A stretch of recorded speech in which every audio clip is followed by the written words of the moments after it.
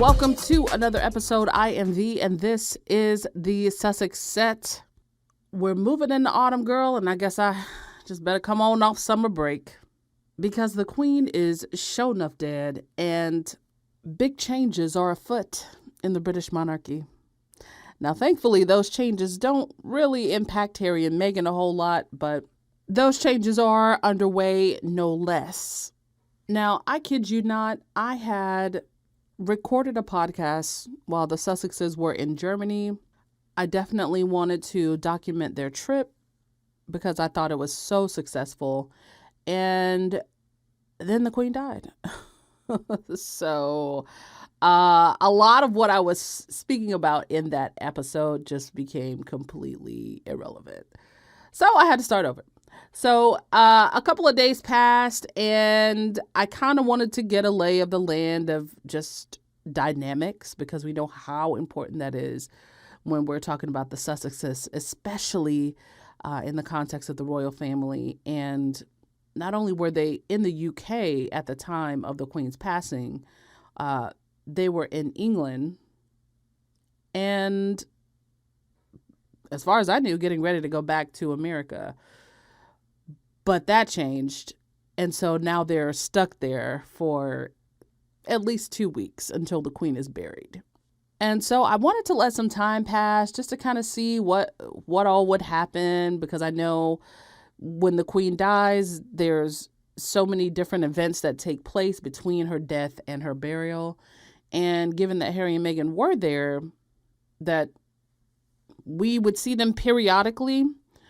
And I just kind of wanted to wait to see how this would all play out, given that we know how much of a tyrant and a bully the press is, the English media, and also how uncomfortable it must be for Meghan to actually have to be there and, around the family.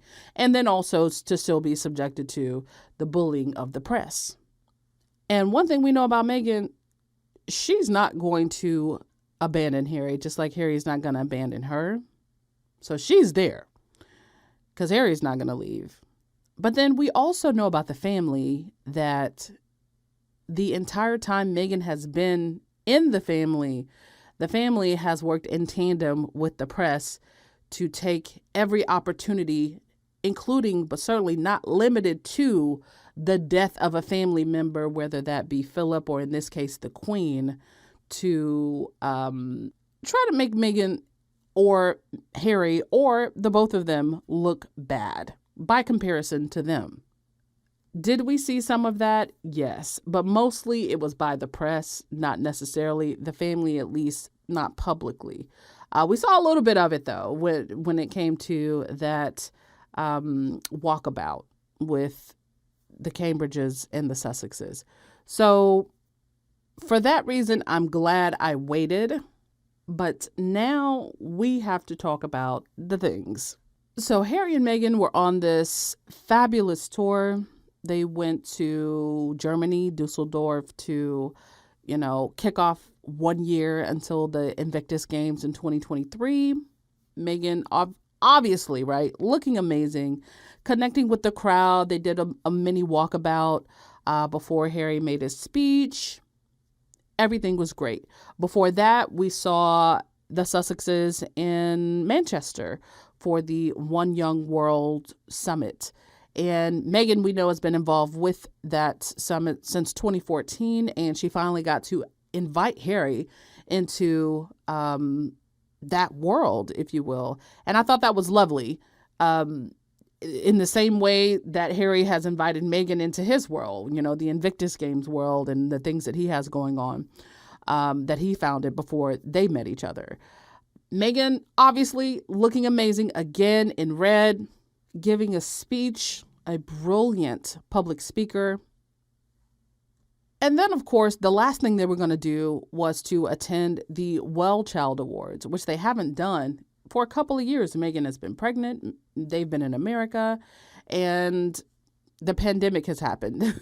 So the last interaction that we saw Harry having publicly with the Well Child Awards was when they had an outdoors ceremony about a year ago when he went to London to unveil the Diana statue.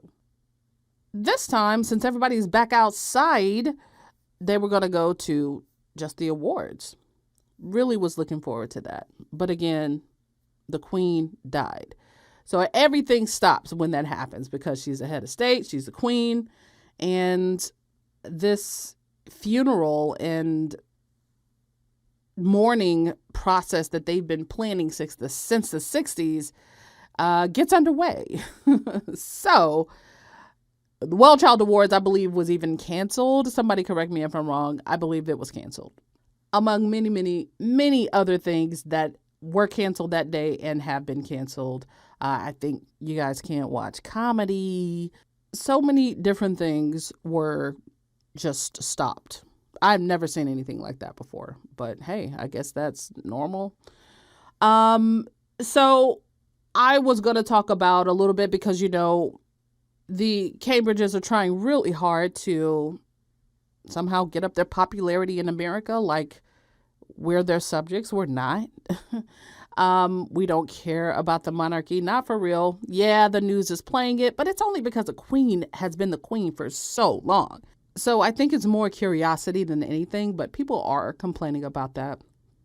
But obviously that trip is going to be put on hold, as were a few things that turns out Meghan had planned. She was going to go back to New York. She was going to do, Jimmy Fallon, to promote archetypes. That was also delayed, understandably, in the period of mourning. And everything just stopped. But what often happens when someone so famous, in fact, bigger than famous, when someone like the Queen dies in 2022, where Twitter is a thing, conversations get had. Okay. So that was the first thing. And that should have been the first wake-up call for the royal family, for Charles and Will in particular, because the Irish, the Africans, the Caribbean folks, the Indians, the Welsh, the African Americans all had a time on Twitter. Now, one thing's for sure, memes are going to meme, okay? Almost any and everything in this world is going to be memeified. But gone are the days when respect is automatic. And the crazy thing is, when it comes to social media, which there are pros and cons to social media, you got to know when to turn it off. If if it's a lot for you, and I would hope nobody who was in the royal family actually was on Twitter, because at the end of the day, that's y'all grandma, But listen, people on social media just don't waste no time.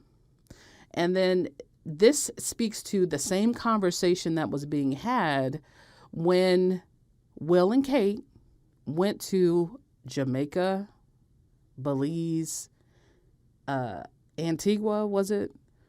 When they went to their Caribbean trip trying to, establish themselves as the future of the monarchy. No, those brown and black people said, no, you can go back where you came from if you can't apologize for slavery. And that was just mere months ago. Just a few months ago, it felt like. So take that and multiply it by about 1,000. Now, I'm not saying it was right, but I'm not saying it was wrong. I'm not judging. Listen, who am I to judge? For real, who am I to judge? Listen, because here's the thing. Folks love to say, well, this is not the right time. It's just not the right time. She just died. Let the family grieve. Well, they're going to grieve regardless. But when is the right time? Like, when is the right time for y'all to give us grace and comfort and peace, and dignity? When are y'all going to get out of Meghan Markle, for example? But one thing that is also noteworthy is that we're living in a time where inflation is at a record high, or it feels like it, at least, in my lifetime, certainly.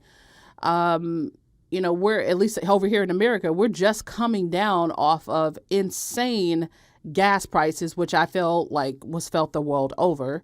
That wasn't just an American thing. Food is damn near unaffordable. In post-Brexit Britain, folks are relying on food banks. Wealth is constantly being concentrated upward. You know how much money the richest people in the world made off the pandemic? And coming out of that, more people are starving than ever, it seems like, and have sort of a gloomy outlook on the world in the future. The environment is in shambles. And, people are just tired of being preached to by folks like those in the royal family. And so, sadly for you, if you're grieving, or if you're, a proponent for the monarchy, or at least a fan of the queen, sadly, you came across all of that hostility. And people lumped it right on y'all's heads, rightly or wrongly. Now, of course, again, a lot of it was just jokes, memes, funny videos. But, a lot of people are also very hurt. There's a lot of hurt. Truly, it hurts to think about, stolen jewels, stolen land, stolen wealth, stolen lives. Folks are thinking about their ancestors. While that stolen wealth is passed on to further generations of this monarchy. And, people, as always, are so quick to say, well, the queen wasn't around during that time. She's just someone who inherited her position, but she benefits from it directly and was an active participant in a system in her own reign that still oppressed Black and brown folks in their own countries. And as a reigning monarch, she fought to keep countries under her rule. And the king or queen of England today is still head of state of 15 countries. Yes, she never bought or sold slaves, but she sure still does benefit from the wealth generated from the Royal African Company. Maybe not anymore, but Charles does. And then there's this thing that, again, people are saying, well, now is not the time. But when Black and brown people experience distress, y'all tell us to get over it. Isn't that true? For example, as a Black American, I still get emotional over slavery. Chattel slavery wasn't a thing in my lifetime. And granted, America is an extremely young country by comparison to England. But folks tell us to get over that shit all the time. They're trying to legislate slavery or teaching about slavery accurately out of schools in America. And yes, that is an American problem. But folks love to tell us to get over it. Oh, well, I didn't own any slaves.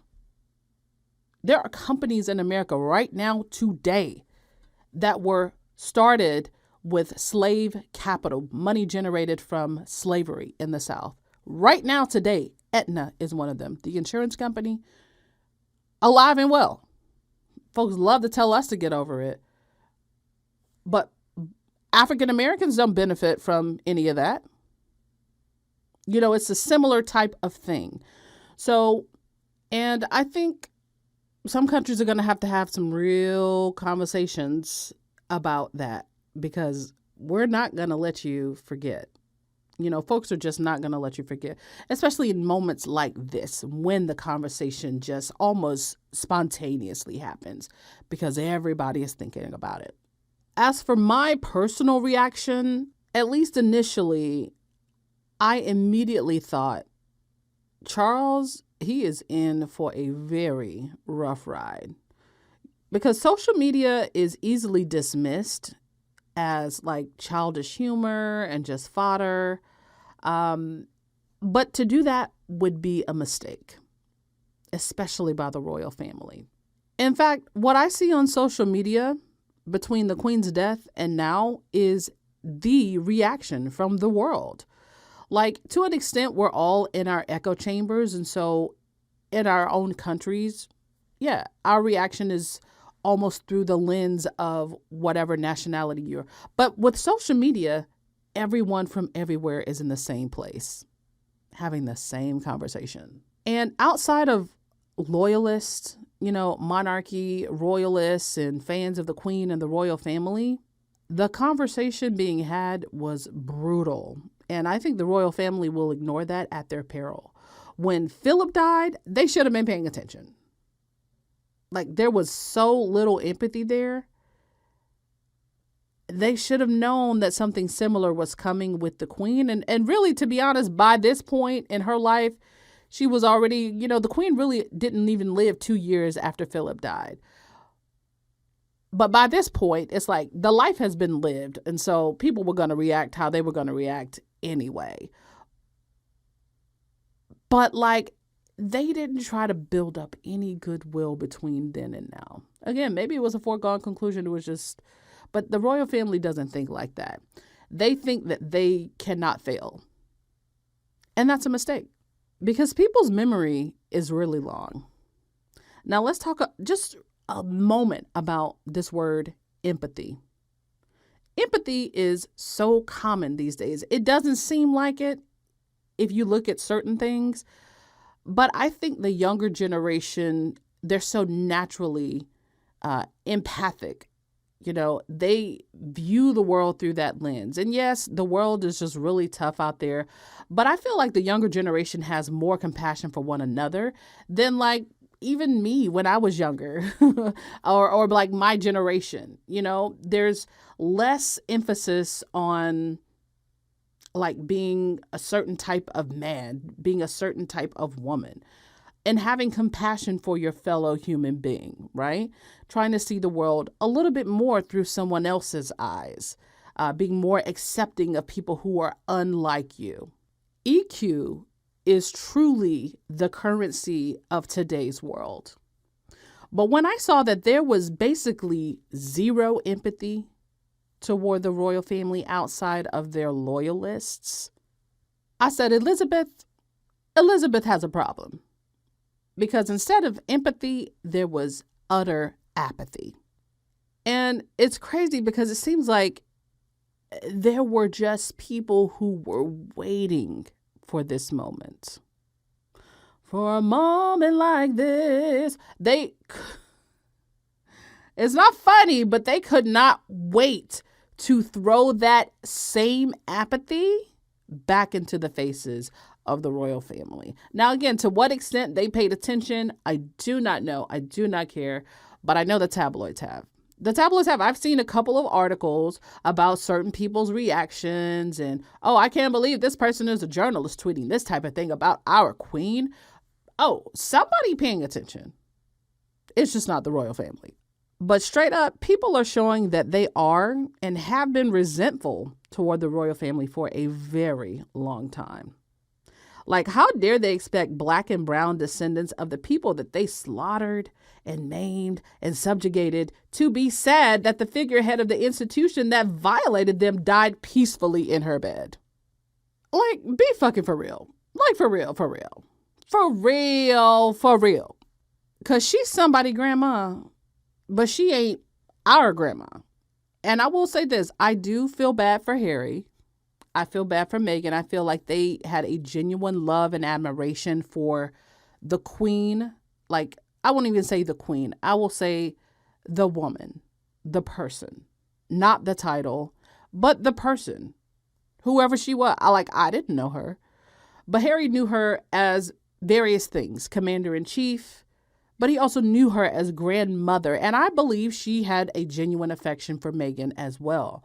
So I do feel bad for them because losing a family member is always tough, right? But the title of queen is really what people were going at.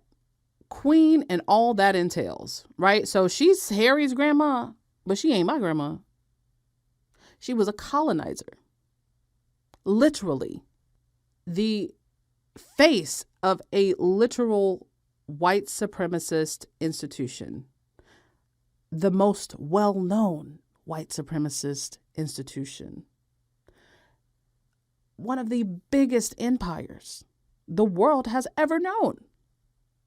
Now, mind you, white people are not the majority of the world population. Put it another way, the continent of Africa, there are as many, if not more, just Africans as there are white people of all nationalities. We're talking about world population. Then there's everybody else. All of the people in the Americas, all of the people in Asia, folks who are native to, lands in New Zealand and Australia and Polynesia, they're all brown, right? But just the Caucasians and then just the Negroes, they're about equal. White people are a global minority, right? But when it comes to wealth, when it comes to power, when it comes to wielding that over other populations, this idea, like if you don't really know those things, and listen, I'm just speaking facts. If you don't really know those things, or you really didn't get that version of history or geography or world history or whatever, you might go out into the world thinking that there are just as many white people as there are brown people. There are not.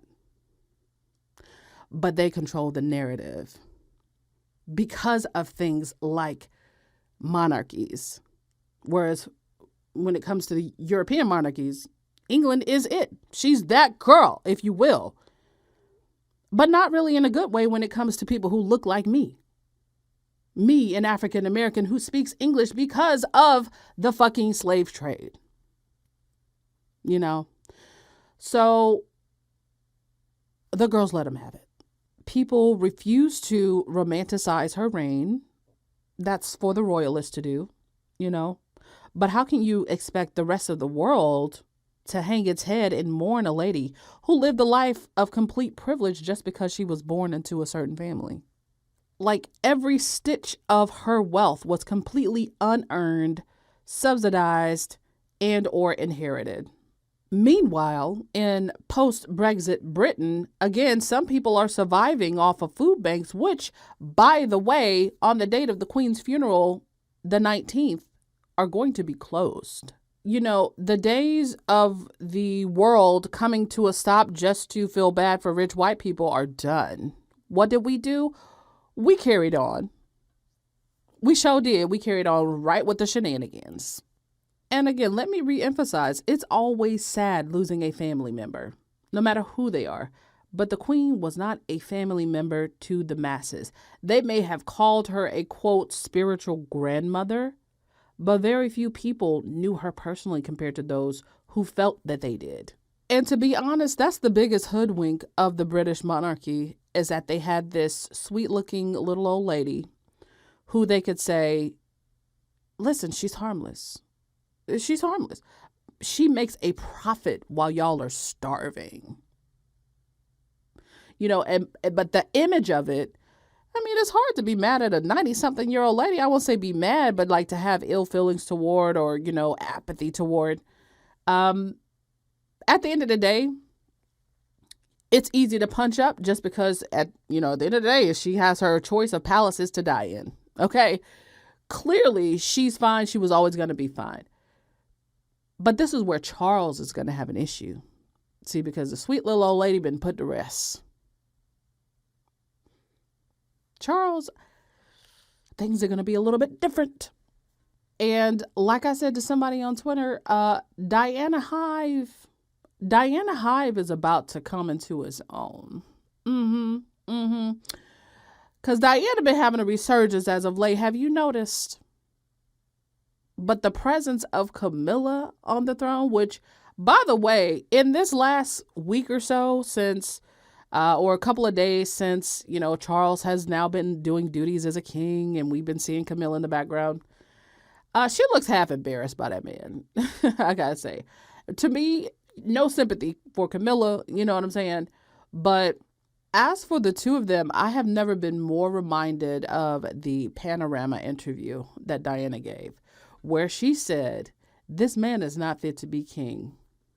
I know I'm never going to be y'all queen, but this fool, he ain't up to it." And as you know, the queen told her, "Yep, y'all can get divorced. You can go on about your business." I mean, we kind of seeing it a little bit. And truthfully, I don't know. Like, I don't really know what kind of King Charles is going to be. But I can already tell that there's a little bit of a shift. You know, we've seen a couple of different moments where folks are, when they shout, "God save the king," and boos break out. That happened in Scotland, you know. It's going to be so interesting to watch. And again, Diana Hive is going to be right there. So I'm going to jump around a little bit, and I just got to talk about how Meghan has been treated since she's been in England. Now, the good thing is the world is seeing. I can't say finally seeing. I think the world has seen for a long time. But because the Queen died, this is such a major historical event. Doesn't matter how you feel about her. She was the longest reigning monarch in history and has been on the throne for longer than most of humanity that currently walks around the planet has been alive. So that is just to say people are interested in the events of this week.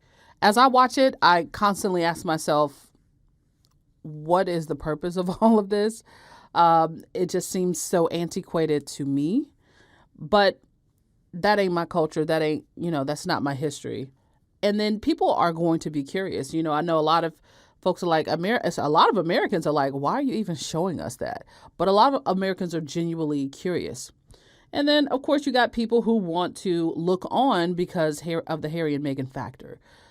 Them being back in the nest of vipers, if you will, and having to be there until at least Monday, the 19th, when they weren't supposed to be there.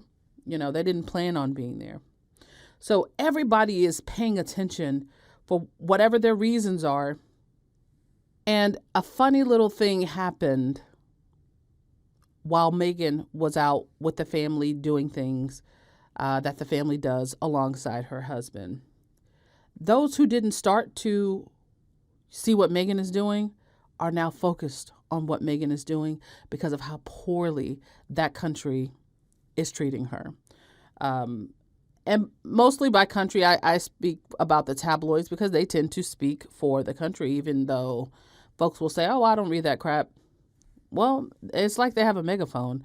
And to folks who don't live in England, we kind of do assume they speak for y'all because you let them thrive. So before the Queen's death, a lot was made out of the fact that Will and Kate and Harry and Meghan were not planning to meet up despite being physically closer. So Harry and Meghan only expected to be in the UK for max 2 additional days, beyond when the date that the Queen died. They were there on a mini tour, again, going to Germany and then back into the UK. They had the One Young World the first day, Germany the next day, and then like a day or two later, they had the Well Child Awards. Again, that was canceled. But I keep thinking, when they came to England, they were not planning to be in England for 2 weeks. And that also means that they're away from their kids. But once they were there, when the Queen died, which is one heck of a coincidence. That's crazy to me. That is real crazy to me. It's crazy because, yeah, they were there for the Jubilee, and then also we saw the Queen like literally days before she died, meeting the new prime minister. It just so happens that even though they live so far away, they were there when she died. Got a lot of question marks up above a lot of people's heads, but I am not really going to go there. But they were there. And as some of you may know, Will and Kate now live at Adelaide Cottage, which is also in Windsor. Will and Kate's primary residence up until this point has been in London at Kensington Palace. If you're new to the podcast, super brief background. When Harry and Meghan got together, they lived in Harry and Meghan's tiny little Nottingham cottage at Kensington Palace. Will and Kate, again, at Kensington Palace as well. Only recently did they decide to move to Windsor, which is where the Queen primarily was whenever she was like in and around London. She really hardly ever stayed at Buckingham Palace. But that's like supposedly like her favorite place. When Harry and Meghan were living there in England, after they left Nottingham Cottage, they renovated Frogmore Cottage. The public made a huge, just an enormous stink over the fact that Harry and Meghan renovated Frogmore Cottage and it cost 2.4 million pounds. Well, suddenly Will and Kate, they're copying everything Harry and Meghan do, so they want to move to Adelaide.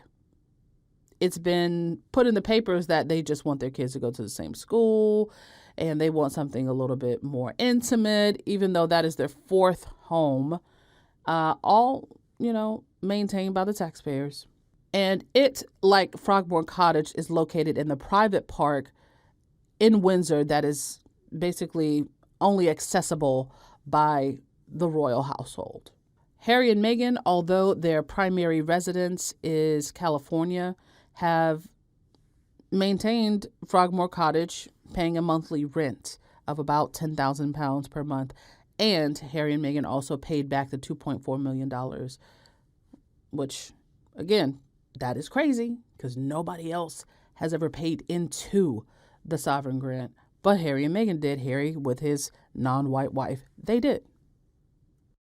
When Harry and Meghan are in their mini little European tour, because they have things that they actually do and accomplish, people were talking about, this is before the Queen died. Harry and Will, wow, I can't believe they actually live so close to each other now, but they're not reconciling. They must really hate each other. From my view, I just don't think Harry cares what Will has going on. He doesn't trust Will. What Will does, he puts it into the media as he doesn't trust Harry. And the Sussexes are only going to just, talk to the public about any kind of conversation they had. I don't believe that's in Harry and Meghan's character. However, we know for a fact that it is in Will and Kate's character, according to a lot of the things that have come out from their camp, speaking to various biographers who have wrote books, literal books, on this feud between William and Harry.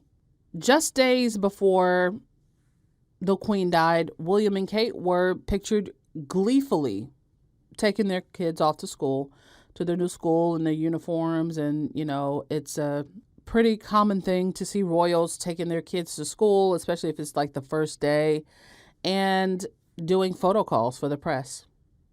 This is the hypocrisy that I can't get my head around.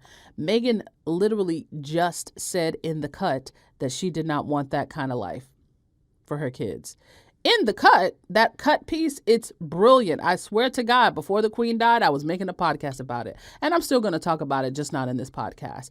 But in the cut, the writer did such a masterful job of painting a picture of what it looks like for Meghan or Harry to take their kids to school and or not drop them off, but pick them up.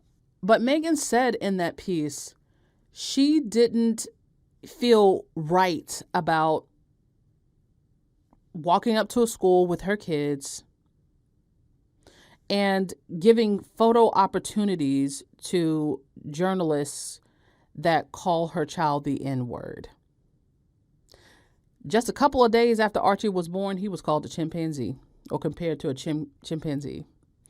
The royal family said nothing, but there have been so many instances where folks who call themselves professional and are on the royal beat have been on Twitter, liking, tweeting, subtweeting very racist, we could call them trolls, often Will and Kate fans who are saying some of the most vile things about Harry and Meghan and their children.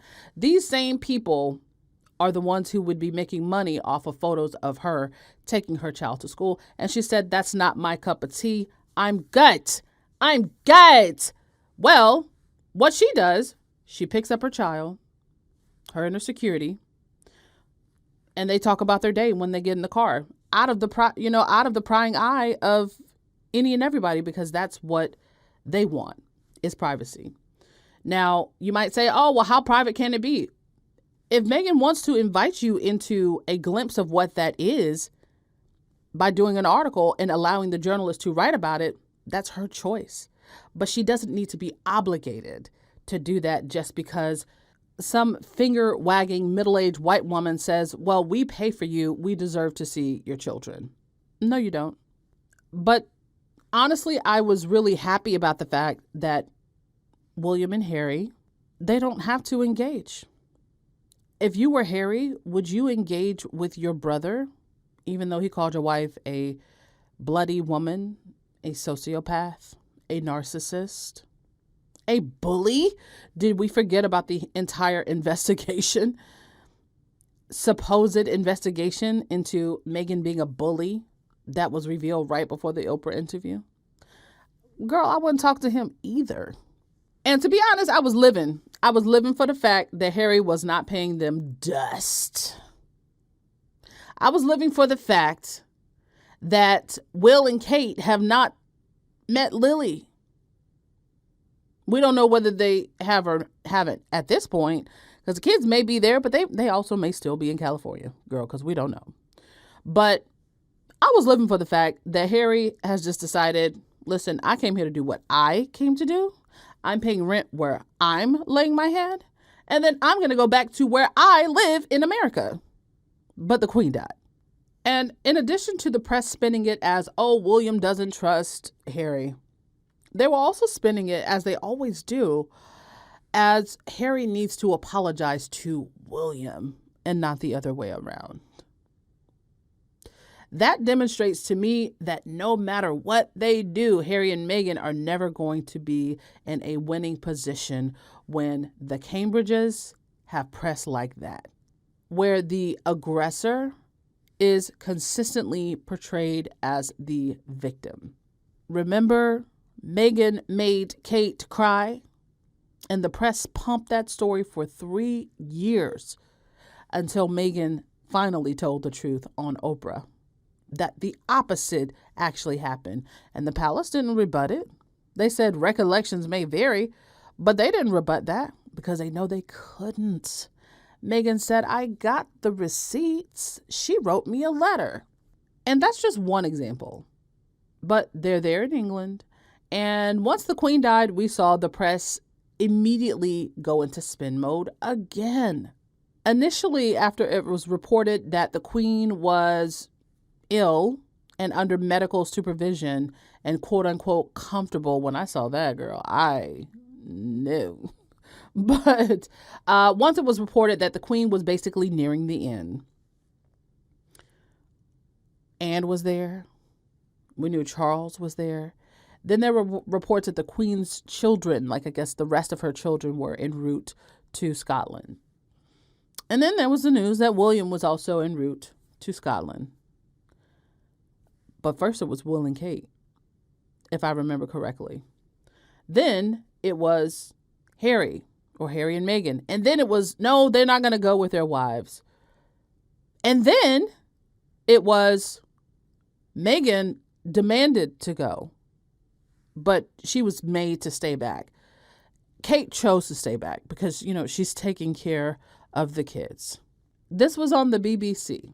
Now, the BBC is supposed to be neutral. The BBC is like England's news channel. Isn't that correct? Isn't that like paid for by British people? And then it was, oh, Harry didn't make it. The Queen had already died by the time he got there. When truthfully, the Queen was already gone when Will got there. They didn't get there in time. And then it was Harry was the last to arrive and the first to leave. And you see, it never ends. It never ends. And so when I'm talking about millions upon millions upon millions of people paying attention to the royal family in this moment that otherwise never would have, they're seeing it firsthand. They're seeing how the Sussexes are constantly abused by the press, and they're wondering how they lasted as long as they did. And so immediately when I learned that the Queen dies, as I'm sure many of Meghan's fans did as well, I started to worry. I started to worry about her. Not so much Harry, but I know Harry's going to stand by his woman, because that's not even, any other alternatives are not options. But again, she only planned to be there for another maybe 2 days. Now, I don't really know how much of the rest of the family actually knew how dire the Queen's condition was. One thing we do know is that when Harry and Meghan are in England, they make a point to try to see the Queen. Always. But when she died, my brain goes, oh, damn. So this is a 12-day process. And I'm like, wow, so they were about to leave, but now they're going to be there for another 2 weeks. There's no way that they're going to go back to California, even if just to get their kids, and then come back in that 12-day mourning phase or mourning process or whatever it's called. They would be eviscerated, especially Meghan. But there it was, day one. They're trapped in that godforsaken country. And they're already trying to say that Meghan is shoving her way in and dictating, demanding to watch the Queen die. They literally said that. Now, if you think Meghan is not going to support her husband, you must be smoking that rock. Because knowing who they are, they support one another. You see Harry being in a supportive role when they're out and about in the ways that he can.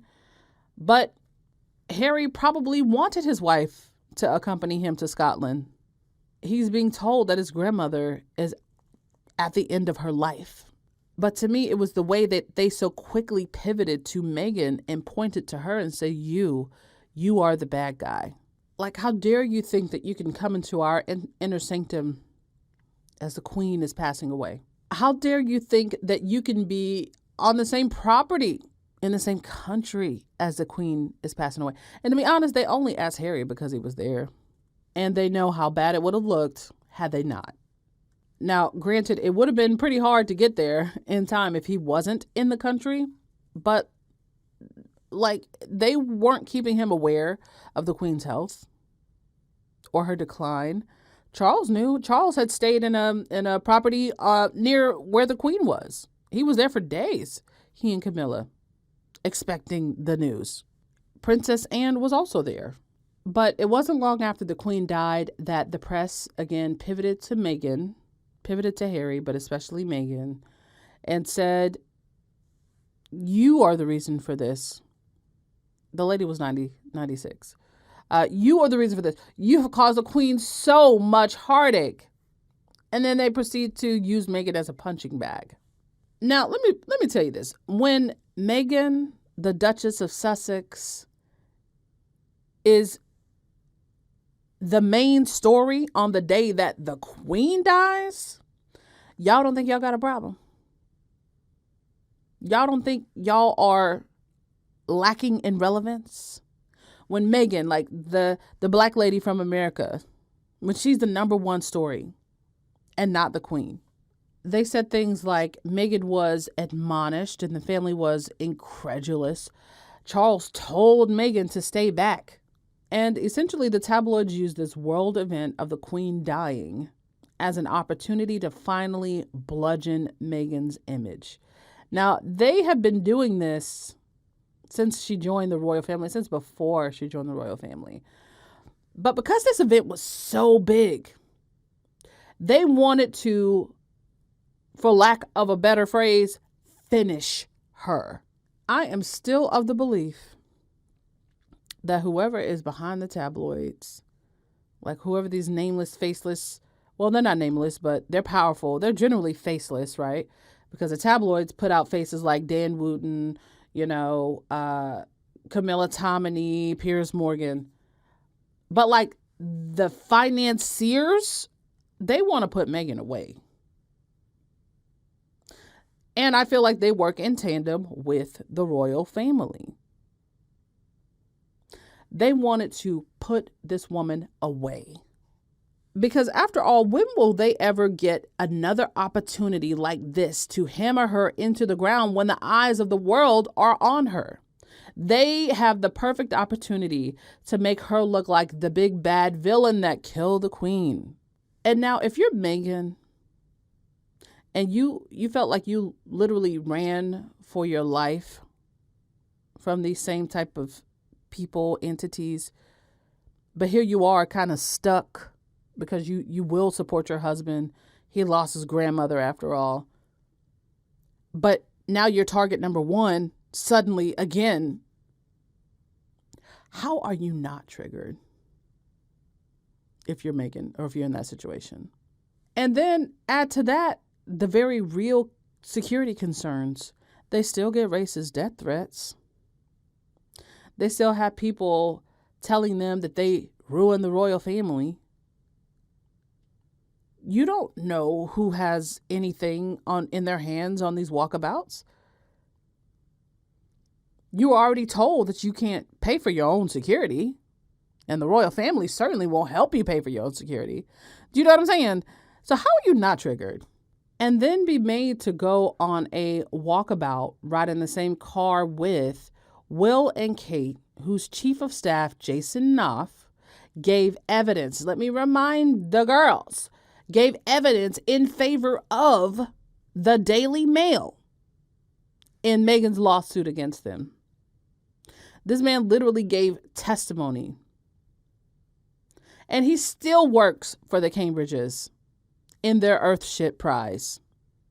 So that's probably the most noticeable way Will and Kate's camp, right, has helped the Daily Mail against Meghan in particular. And then Charles and Camilla just recently hired as their communications secretary a former deputy editor of the Daily Mail. They now, right now, today, work for King Charles III. How does Meghan ever feel at home in that family? And if you're Harry, imagine having to make nice with the people you believe want your wife either dead or destroyed. The mother of your kids. Meghan's treatment by this country is profoundly disturbing. It's despicable, diabolical even. And lucky for her, she married the good guy. She married the good prince. Because Kate is struggling. She's struggling. She's struggling. She's struggling, bro. Because she's finna wear that title, Princess of Wales. She's going to wear it. She's going to wear it. Because that's a heavy bag to be carrying around. You going to wear it like you've been wearing that cursed ring. Because Meghan doesn't need the titles. She has the love and respect of her and protection, most importantly, of her husband. Princess Diana called Harry Good King Harry. That's what she called him. And shout out to a TikToker by the name of Tish. I didn't know this, but apparently Diana called Will her little thug. So Good King Harry and my little thug. And to be honest, it checks out because William seems to always be angry. Always be angry. He takes no care of Kate in public. And he's a petty, petulant man-child who thinks that titles are all he needs for the public's goodwill. He might have goodwill in England, but William will be goodwill hunting for some goodwill when he gets to Boston or when he comes to America in general, especially after what we saw this week. And before I go to the next topic, just bear with me 1 second. I want to go into a little bit more detail into this meticulous effort to destroy Harry and Meghan. Meghan in particular. Because throughout the whole time that they've been married, you have been hearing this refrain of come back, Harry, come back, Harry. Bring the children back with you, Harry. And just toss Meghan to the side. Because they're so used to seeing women who marry into the royal family being tossed to the side. Just come back, Harry. Please come back, Harry. The nastiest things thrown at the couple are always directed specifically toward Meghan. Now, I talked just a minute ago about Jason Nath, who works for Will and Kate. Again, there's so many new people to the podcast who might not have really been paying attention, but after this week are. Let me just fill in a tiny little bit of backstory that is critically important. So, before Harry and Meghan got married, Meghan wrote a letter to her father, a handwritten letter. At that time, the Daily Mail was already in communication with her father, Thomas Markle. Also, at this same time, the royal family was trying to convince a newly engaged Meghan Markle, who was now living in England, remember, Nottingham Cottage. And they're trying to convince her to fly to Mexico to keep her dad in line, basically. Now, it made no sense for her to go to Mexico, so she wrote a letter. And side note, why would a woman who is now one of the most famous people in the world fly by herself to Mexico to be in harm's way, flying commercial, of course, to rein in this grown-ass man who is doing whatever he wants to do? He's Meghan's dad, but Meghan doesn't control him. But remember, he was already speaking with the Daily Mail, so had Meghan flown to Mexico, there would have been photos, there would have been all kinds of things, all so the Daily Mail could profit. So that was the first suggestion that they had for her that would put her directly in harm's way. And knowing that her father does not have her best interests at heart. Fast forward a few weeks or months after that, Meghan's handwritten letter is leaked by the tabloids. The Daily Mail specifically because they had the exclusive. Again, they were working with Thomas Markle. They published parts of the letter. And now Meghan deliberately wrote this letter so that ideas within the letter spread across to the next page. She knew the letter could possibly be leaked, and if that happens, her rights would have been objectively violated. In England, and I guess in a lot of other places, if you are the writer of a letter, you own the copyright to that letter. And we're talking about a handwritten letter. Your permission is required by law for that letter to be published. The Daily Mail did not get Meghan's permission to publish this letter that was written, FedExed, by the way, to her father. Again, the writer of the letter is the owner of the copyright, not the recipient. And Meghan is brilliant because while they were trying to set a trap for her, they didn't even realize she was setting a trap for them. And she did it without them even knowing it. So she didn't, I don't know if all the way back then when the letter was initially published that she had made up her mind that eventually she would sue, or whether she would just decide to wait to see how things played out after she got married and what her experience would be like with that same tabloid. We don't know. But what we do know is more than a year later, right before it was decided that they would be leaving for the United States, Meghan announced, really Harry announced on her behalf that she would indeed sue the Associated Newspapers, which is the owner of the Daily Mail.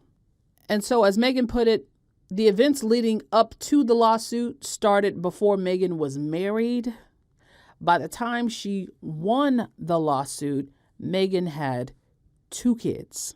So then tell me why, even though Meghan's rights were violated, and it was a clear-cut case, tell me why Will and Kate's right-hand man, Jason Nath, who, let me re-emphasize, still works for them, gave testimony against Meghan to try to make her case against the Associated Newspaper weaker. Again, this is against the Daily Mail, who made her life a living hell at the time, almost daily. Because remember, she was stuck there. This was before she even saw a way out. And folks like Piers Morgan was writing editorials every day calling her everything but a child of God. And Will and Kate sent their goon to court to pile on. Tell me again which brother shouldn't trust the other? And when I say that this is the tip of the iceberg, believe me. So Meghan went on Oprah and told the world how Kate made her cry. We just talked about that at her wedding rehearsal over some tights for the bridesmaids, one of which was Kate's daughter, Charlotte. But for 3 years, the palace never corrected that which they knew was a lie. The lie being that it was Meghan who made Kate cry. And that old reliable trope of the angry black woman juxtaposed with the helpless white female victim. And all the while, Kate was the aggressor. Meghan says she has receipts. She has emails. She probably has text messages as well. And just recently in her article with The Cut, she said, I'm going to talk until I'm done talking. And as far as how much I talk, that is my choice. I may say a lot, I may say a little, I may say nothing. Sweetie, I may forgive and I may not. We'll just see how it goes. And I know that sent chills down the spine of the royal family, girl. Because they know what they did to her. They know what they did. And here comes karma, demanding that the world bears witness, because we're seeing it in real time. They're going to try to spin the way they're treating her. By the end of it all, they're going to try to spin it into something different, but you know what you saw. You know what you witnessed. Let's talk about the walkabout. So when I first saw that they were doing a walkabout with Will and Kate and that they were all, going to be there together, I was disappointed.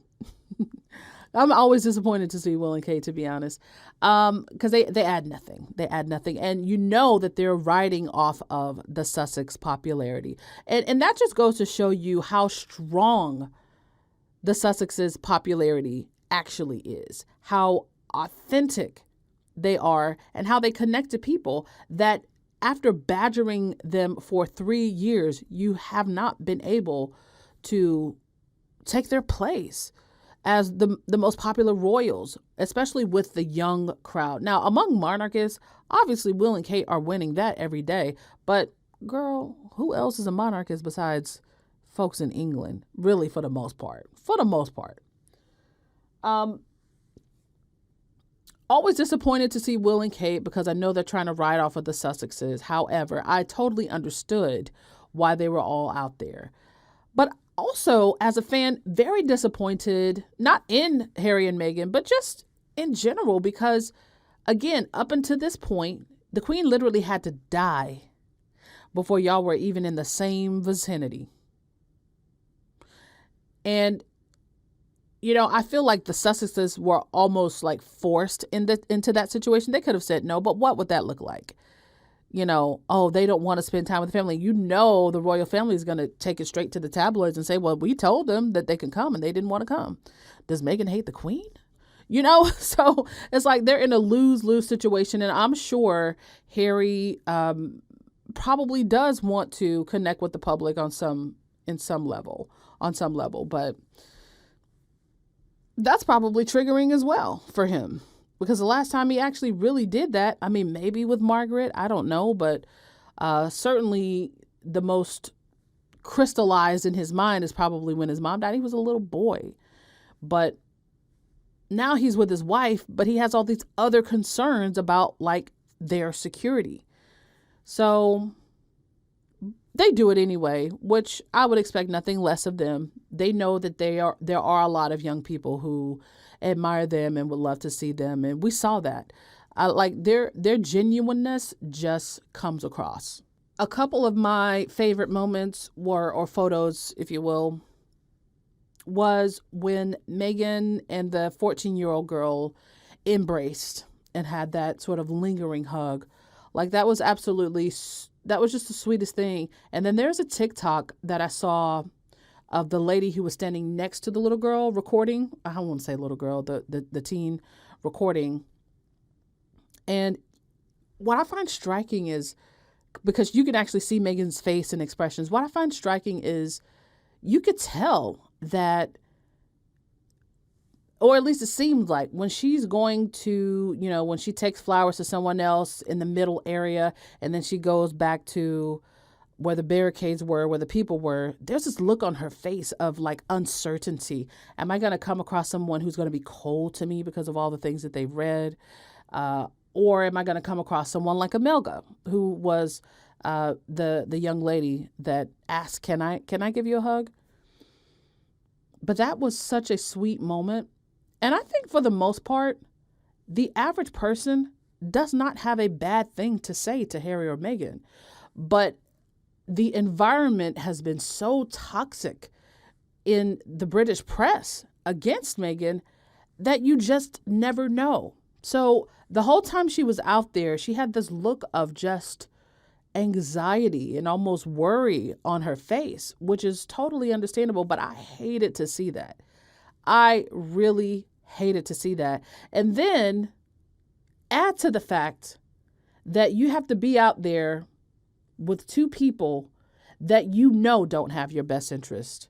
Again, these are the two people that sent someone into court to basically try to make you lose your lawsuit, which you had a valid case.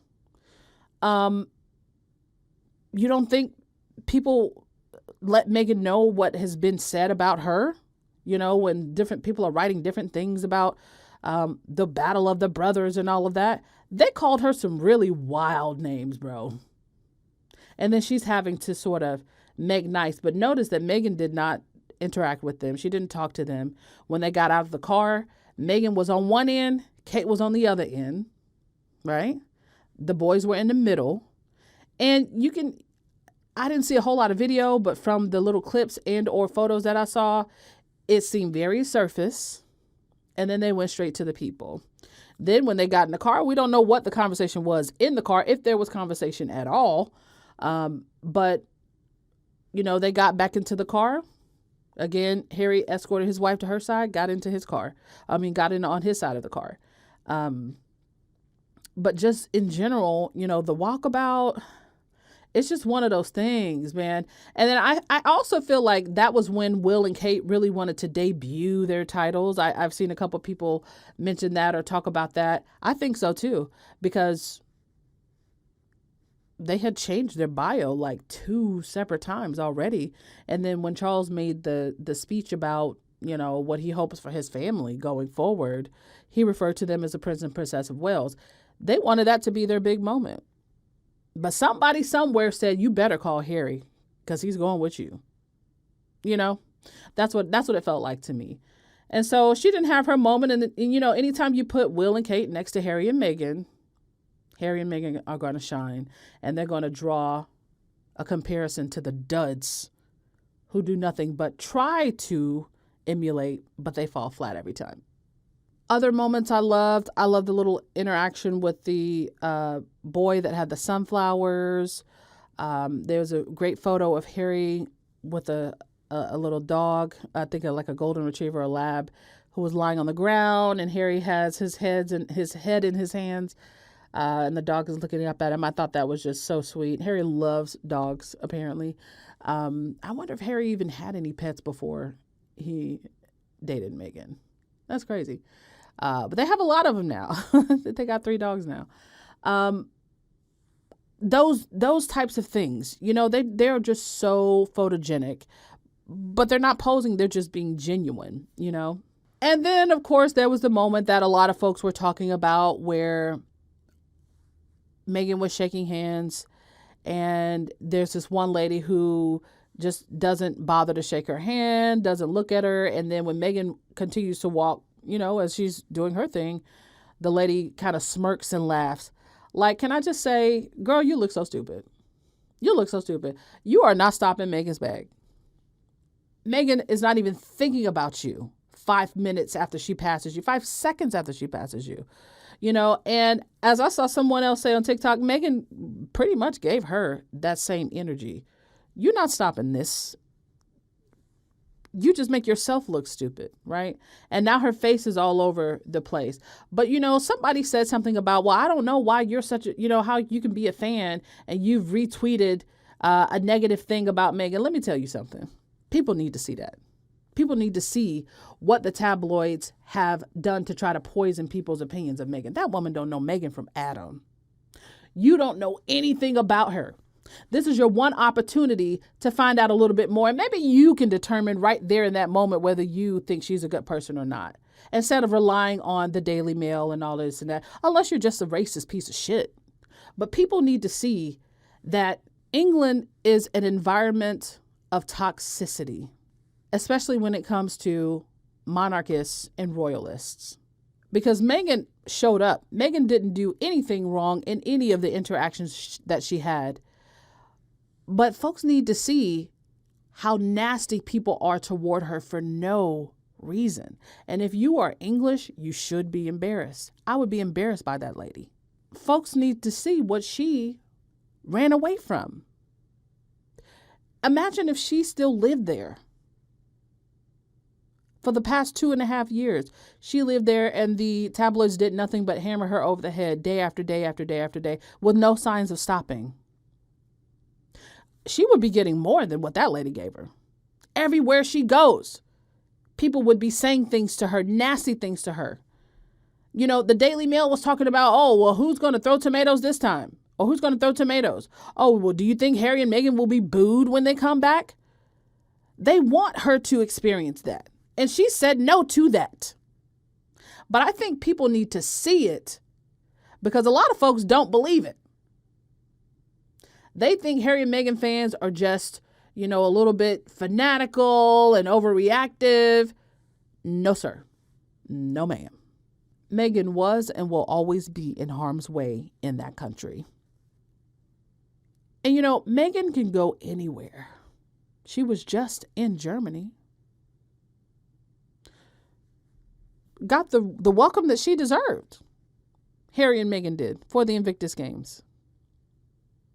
There was someone who was there who even said, well, I think Harry and Meghan are more genuine. I'm more on their side. I don't relate to Will and Kate, a young woman.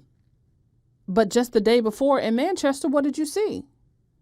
A middle-aged white woman, a couple of white women, one with a megaphone, made T-shirts out just so they can show up to the venue and boo Harry and Meghan in their cars. This stuff needs to be seen. I'm not saying it needs to be promoted, but it needs to be seen so folks can realize that don't necessarily pay attention or might be slightly indifferent, that is unacceptable and people don't deserve that. Nobody deserves that. But especially someone who's not done anything wrong. And so anyway, the walkabout, even though there were some sweet, just completely wholesome moments, ultimately just had me feeling bad for Meghan. To be honest, I feel bad for her as long as she's having to be there. I honestly, truly believe she is also grieving the Queen because she has been very open again about her affection for the Queen, her admiration for the Queen. Also having to support the Queen's grieving grandson, her husband, who she loves very much. That's a lot. And then being thrust into the forefront, it's not normal, but it's normal for them. But I can understand the unease that one would feel around that. And then to add on the other layers of just the toxicity that is just out there about her. I really feel bad for her. Like I said, she looked traumatized and she tried to smile through that energy, but it still came across. It did. And then there was this other moment that people were trying to blow up with the flowers, where I think this is also Will and Kate's guy, Lee Thompson, who is like a PR person. But frankly, anybody who works for Will and Kate, Harry and Meghan don't trust. They don't trust. But there was this clip that was circulating where, generally whenever a royal has flowers given to them by someone in the public, an aide will take it and put it somewhere. In this case, over where all of the other flowers were. But this person asked Meghan to put the flowers there, and she was holding on to them for that reason. And she turned to him and said, no, that's okay. They asked me to put it over there. I appreciate it, though. Thank you. And they tried to make it look like she was telling him off, and she wasn't. She was just telling him I got it. I appreciate it though. Stuff like that. Taking one thing, making it something that it's not, and then running with the narrative. But ultimately, I came away from the walkabout with this. That might have been where Will and Kate wanted to debut their new titles as Prince and Princess of Wales, but it solidified Harry and Meghan as the people's prince and princess. I have not seen more people who are not Sussex followers say that very thing, specifically that Harry and Meghan are the people's royals as opposed to Will and Kate. Just because you have the titles does not make you what Diana was, you know? And then to add to the fact that American media picked up on a lot of those moments, and they're just all over Twitter from American media, media from all over the world, but particularly American media. That's something Will and Kate can't compete with. And so we know that they were going to try to come to America. That probably will be delayed. I think they were going to come in September. Oh, you know what I just thought about? Meghan was also going to do Jimmy Fallon. I believe it was Jimmy Fallon to promote, and maybe a couple of other, but to promote archetypes and maybe something else that she's working on. We don't know. Obviously, that's canceled. But I'm assuming, and they were going to go to the UN General Assembly as well, but I'm assuming that, well, that is canceled. But I'm assuming that William and Kate's trip to New York, because they were supposed to meet with somebody for Earthship Prize, Bloomberg, I think, for that, they were going to be in New York at the same time. I love Meghan and Harry. Oh, I love Meghan and Harry. But let me tell you, Will and Kate are trying to, slither their way into the American consciousness. We have already picked our side. Y'all can have the MAGA crowd.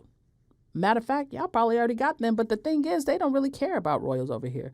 Conservatives over there do. Over here, they couldn't give two fucks. Couldn't give one, couldn't give a half. But the princess and Prince of Wales, those titles don't mean anything over here. So while you go on your grand tours to try to debut your titles everywhere else, we still rep Meghan and Harry because they live here. And then she is from here. So I hope they think long and hard about whatever strategy they got going for it. And Jason Knopf, by the way, is also American. But I hope they think long and hard about whatever strategy they got going for it, because as somebody else said about that walkabout where that lady basically tried to, shun Meghan, Will and Kate, girl, they still got to come to America, and we're not as polite. So think about that when you're walking about Boston and the Bronx. Gosh, this podcast has gotten so long. So I'm already up over an hour. So I am going to make additional podcasts this week or this weekend. Just again, speaking about the events I still haven't talked about, or I still plan to talk about, the kids' birthright, their titles of HRH, Prince and Princess, Archie and Lily. Got thoughts and opinions on that. Much has been discussed about that since Charles became king. I also want to talk about something recent. I saw someone writing about suggesting that Harry and Meghan should come back to their half in, half out deal.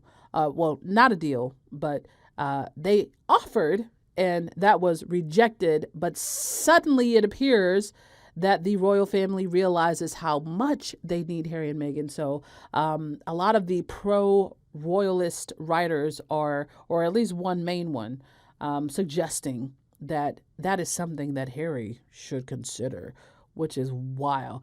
Gotta talk about that. And of course, hand-holding gate. That's really a non-story, especially for Sussex fans.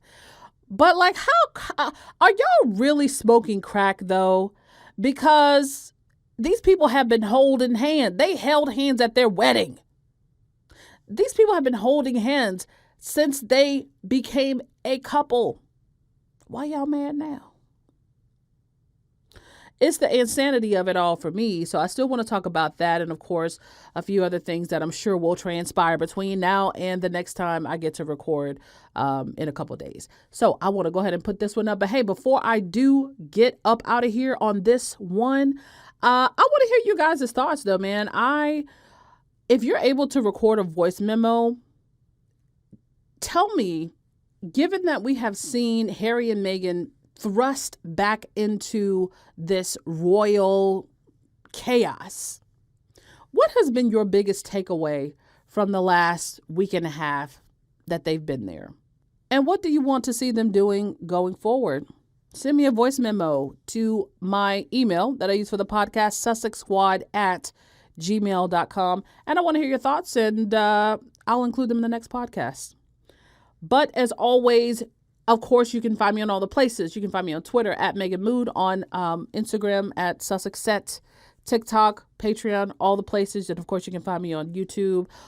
On YouTube, girlies, I'm just going to post just a video with one picture. Sorry, I just don't have time to do the whole, movie thing. I would love to. Time be short, and I'm trying to get y'all things, okay? But I love y'all anyway, just for sticking with me, and of course for listening to me rant for over an hour. So thanks for having me back, and I'll talk to y'all soon. Peace. I'm a bad bitch. You can't kill me.